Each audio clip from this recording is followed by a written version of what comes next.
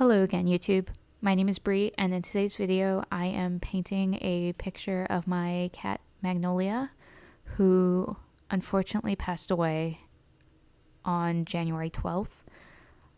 I wanted to paint this for my veterinarian, who has been absolutely amazing with her care over the past 2.5 years. Well, 12 years really. And this painting, I decided to try filming just because I'm using my new camera and I wasn't sure how to handle the settings exactly.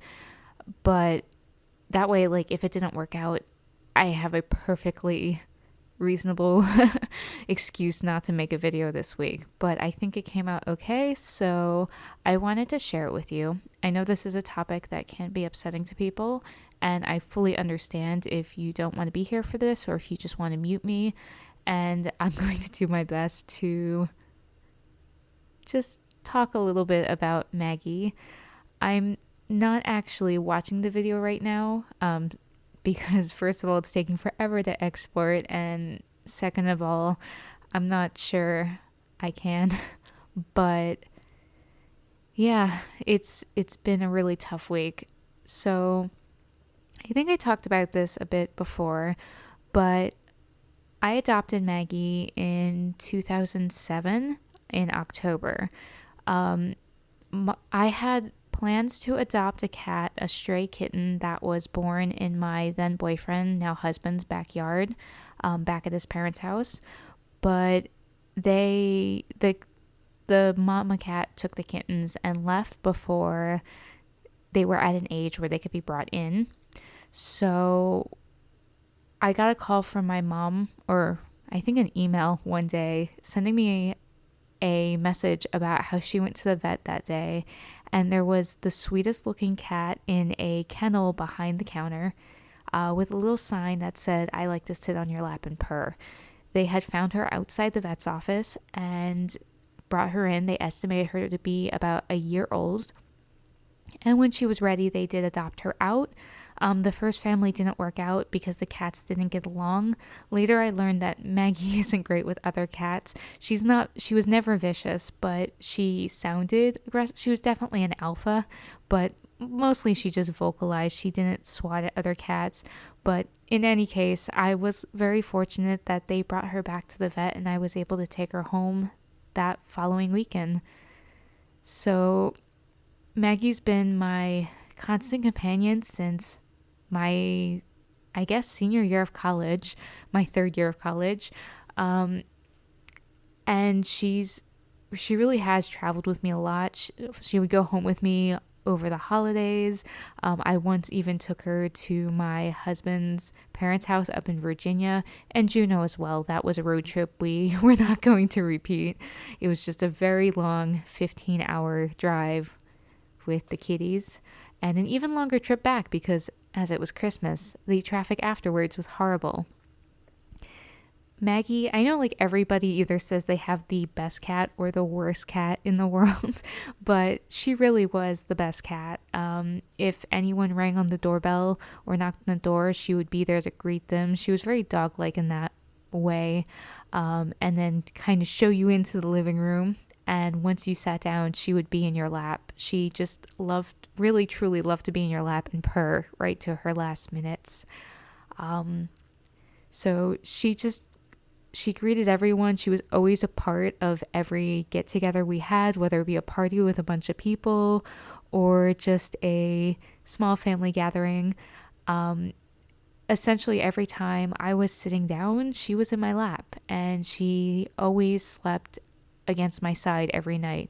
I mean, in college, I remember even going to friends' houses and having a little travel litter box I would bring, and she would come hang out with us for movie nights.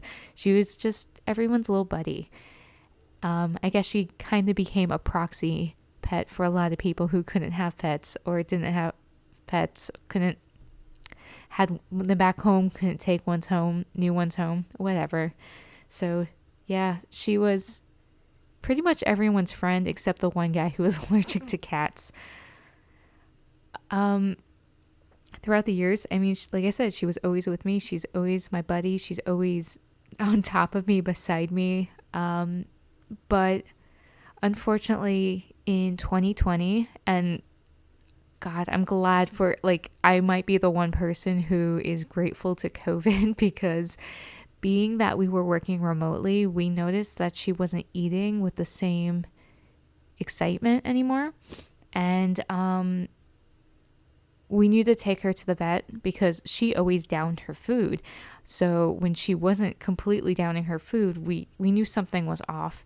And they thought she might just be a little nauseous, but we asked for the blood test to be certain. And they did offer the blood test. We didn't push for it. And they found out she had early stage kidney disease. So that, I think, was July 2020. So kidney disease in general is fatal, but you can definitely prolong their life by taking good care of them, giving them fluids, monitoring their anemia when they develop it, which they tend to do, and keeping her on a healthy diet of special kidney food that apparently tastes awful. So we were doing great. It took us a while to find a food that worked for her, and things kind of went back to normal for a really long time, except we were now going to the vet once a week for fluids, which we weren't doing. You can totally do that at home, but with only doing fluids once a week, we would have been throwing out like 800 cc's of fluid every week, and that just felt wasteful to me, both in plastic and in medication. So we just kept taking her in. It was close enough, and I work only 4 days a week, 10 hours a day, so it was easy enough for me to bring her in. And through this time, I really became her caretaker. I was always, she had her medication, she had her doctor visits, and I guess I became even closer to her somehow.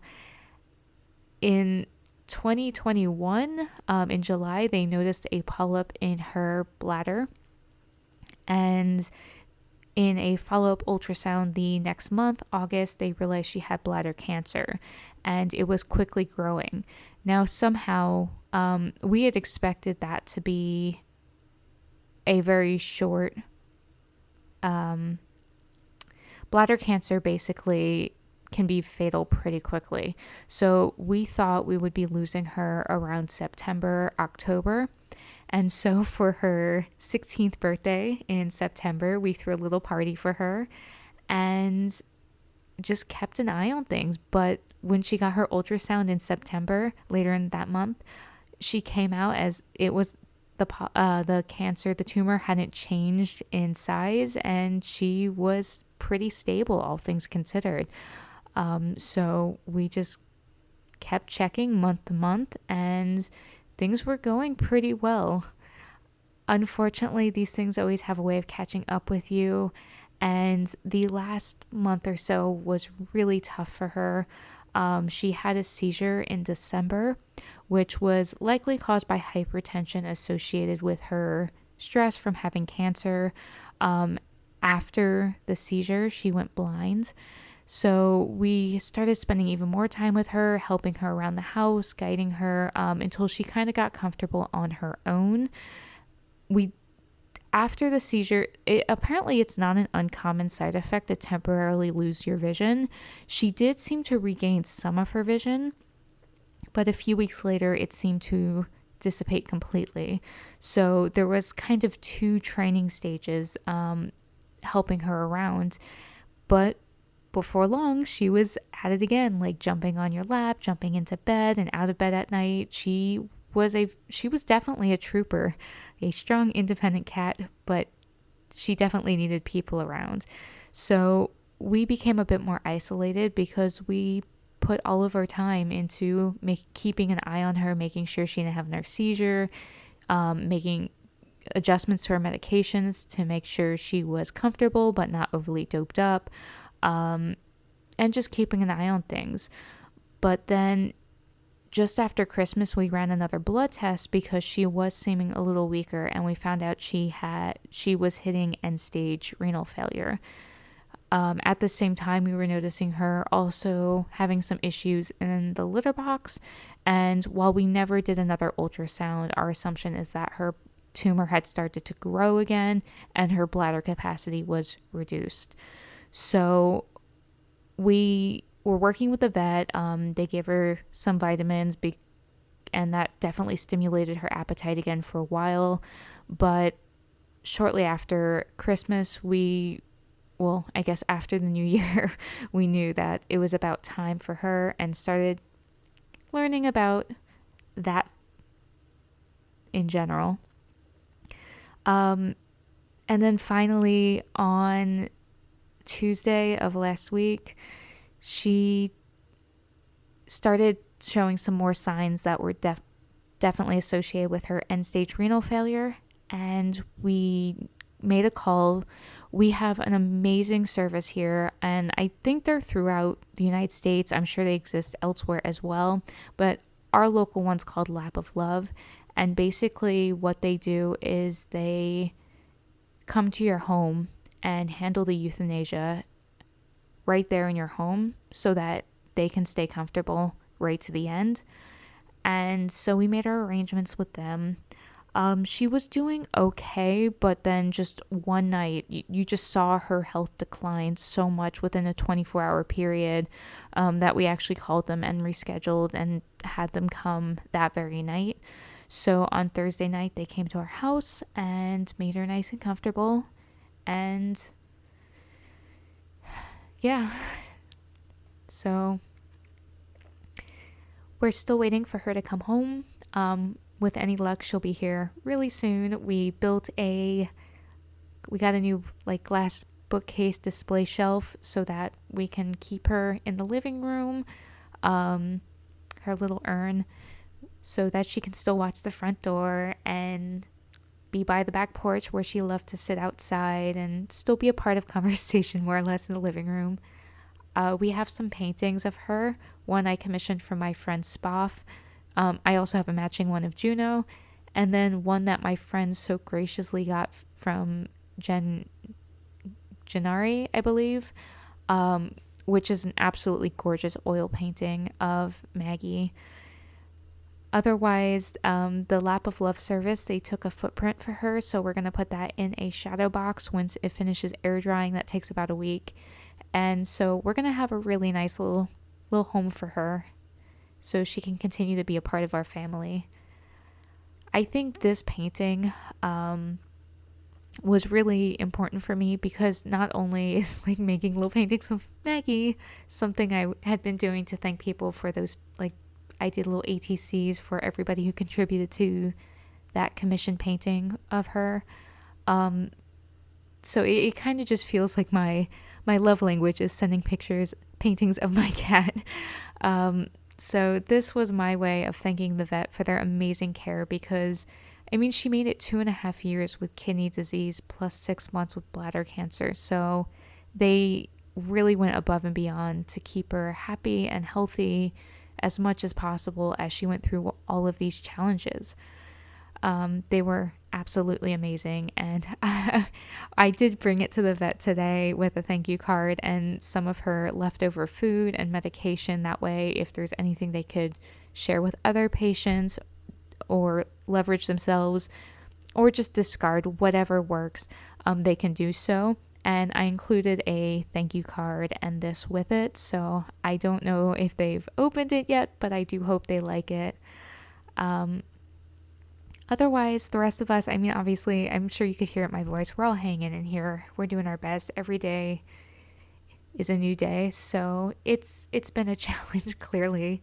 It's amazing how much, being that I was constantly caring for her, especially towards the end, how much I feel just like I don't know what to do with myself since I don't have someone I'm constantly checking in on, giving medication, giving her sponge baths because she wasn't grooming herself so much and she was using the litter box so much that her paws were constantly dirty. It's been a big change.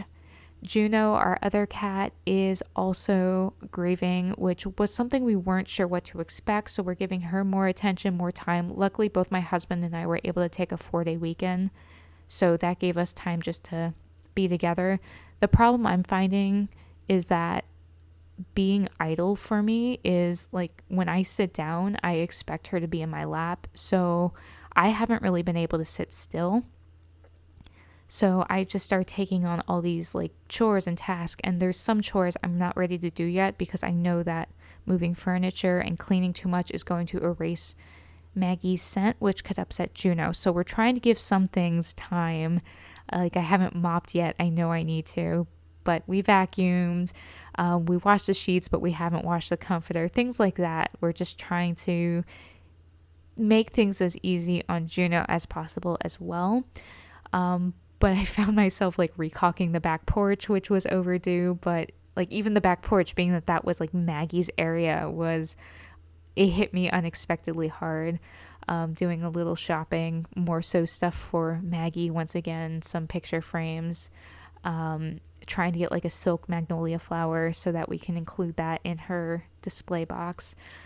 And just, yeah, this painting oddly helped. I was able to really zone out and just focus on painting and building up values. And while I couldn't give it quite all the attention I wanted to, I still think it's really cute, and I hope, like I said, the vet enjoys it. I don't really know what their policy is on accepting gifts and little art, but I hope they can find a little place for her. Otherwise, I know this has been a really depressing video, but I needed to do this for me, if not for anything else. So thank you for listening. If you did stick it out, I really appreciate that. I'm not really looking for sympathy. Everyone suffers loss at some point, and we all grieve in our own way. And I guess just talking about it is helping me painting her, because this was the first thing I painted this year. I've not been doing art. I was so busy with her, and then this is basically me trying to force my way out of my art block that I've had because I don't know what to do. I didn't know what to do with myself. So Maggie's helping me once again. My next video will probably be an unboxing. I already recorded part of the unboxing. Part of it was already done. So I have some new art supplies. I bought basically with some gift cards I received over the holiday and some cashback rewards I had on my credit card. So finally purchased some new art supplies again, my 1 year haul. I will probably do a painting with those. So spoilers, it got some Roman Schmal paints and a new palette I'm setting up. I haven't actually swatched them yet or anything. I just unwrapped them on camera, and that was clumsy enough, so who knows if that part of the footage will survive. We'll see. Otherwise, I'm taking things one day at a time. If it turns out I can't have a video up in 2 weeks because I'm not ready to do something, it'll be what it is, and we'll see how things go. But know that we'll get there. We're doing okay. And yeah, that's pretty much all I have for this video. So thank you for being here. Thank you for all of your really kind comments over the past year or so. I know I've talked about Maggie before, and a lot of you have responded, and I really appreciate that. Otherwise, I'll leave you with this one final clip of Maggie and talk to you again in the future. Take care of yourselves. Bye.